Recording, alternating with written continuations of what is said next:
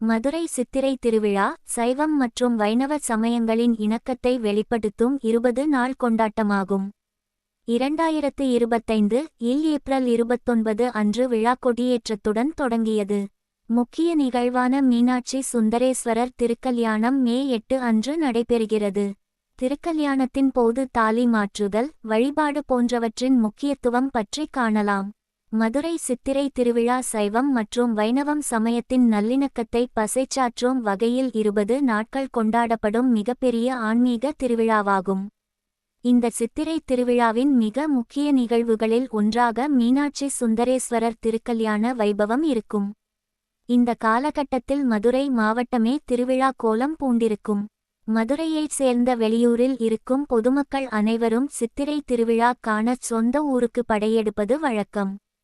2025ஆம் ஆண்டுக்கான மதுரை சித்திரை திருவிழா கடந்த ஏப்ரல் 29ஆம் தேதி கொடியேற்றத்துடன் வெகு விமர்சையாக தொடங்கியது. அதன்படி மீனாட்சி அம்மன் திருக்கல்யாணம் 2025 மே 8ஆம் தேதி காலை 8:35 மணி முதல் 8:59 மணிக்குள் நடைபெறுகிறது. மதுரை சித்திரை திருவிழா மீனாட்சி அம்மன் திருக்கோயிலில் சித்திரை திருவிழாவில் 2025 மே 6ஆம் தேதி மீனாட்சி பட்டாபிஷேகமும் அதனைத் தொடர்ந்து மே 7ஆம் தேதி மீனாட்சி அம்மன் திக்விஜயம் மேற்கொள்ளும் நிகழ்வும் நடைபெறும். மே 8ஆம் தேதி திருக்கல்யாண வைபவமும் மே 9ஆம் தேதி திருத்தேரோட்டமும் மே 10ஆம் தேதி கள்ளழகர் அரகர் மலையில் இருந்து புறப்படும் நிகழ்வும் நடைபெறும். தொடர்ந்து மே 11ஆம் தேதி கள்ளழகர் எதிர்சேவை நிகழ்வும் 12ஆம் தேதி சித்திரை திருவிழாவின் சிகர நிகழ்ச்சியான கள்ளழகர் வைகை ஆற்றில் எழுந்தருளல் நிகழ்வும் நடைபெற உள்ளது. செல்வத்திற்கு அதிபதியாக கருதப்படும் மகாலட்சுமி அவதரித்த நட்சத்திரமான உத்திரம் நட்சத்திரத்தில் மீனாட்சி அம்மன் சுந்தரேஸ்வரர் திருக்கல்யாணம் நடைபெறுவது மிகவும் விசேஷமாக பார்க்கப்படுகிறது.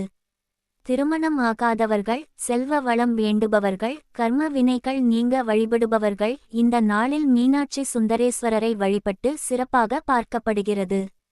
திருக்கல்யாணம் நடைபெறும் நாளில் திருமணம் ஆகாத மற்றும் திருமணமான பெண்கள் தங்களது இல்லற வாழ்க்கை சிறந்து விளங்க வேண்டும் என வேண்டிக் கொள்வார்கள்.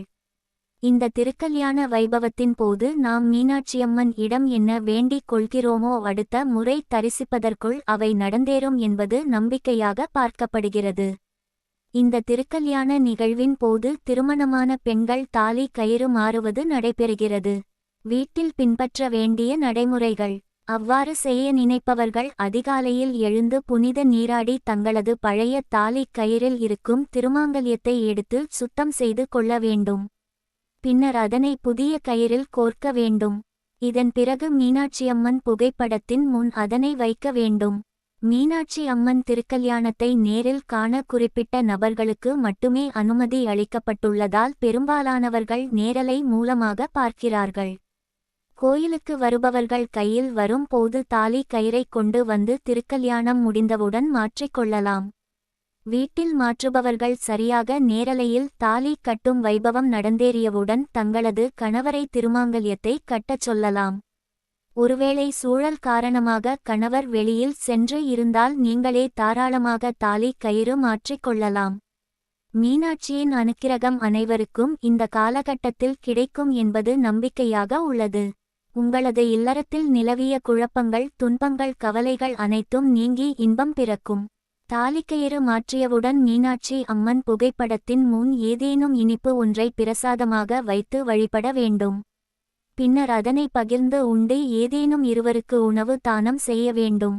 இவ்வாறு செய்வதால் வாழ்க்கையில் முன்னேற்றமும் மகிழ்ச்சியும் உண்டாகும் என நம்பப்படுகிறது.